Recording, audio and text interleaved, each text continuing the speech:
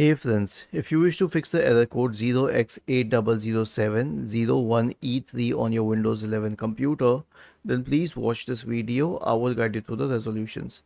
So the first solution is a check disk scan, and how would you perform that?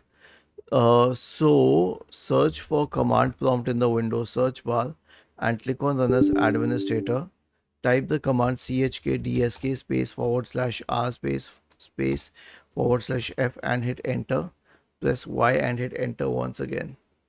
The next solution is an SFC scan. So search for command prompt in the Windows search bar.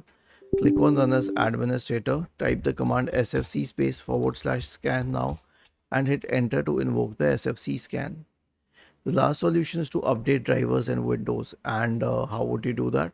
Right click on the start button, select settings from the menu, go to the Windows Update tab, select advanced options, optional updates, install all the optional updates, return to the Windows Update page and click on check for updates in the right pane. Was this helpful? If yes, then please subscribe to the channel. If not, then let us know in the comment section of the video on how we could help you further. Thank you for watching this video and have a nice day.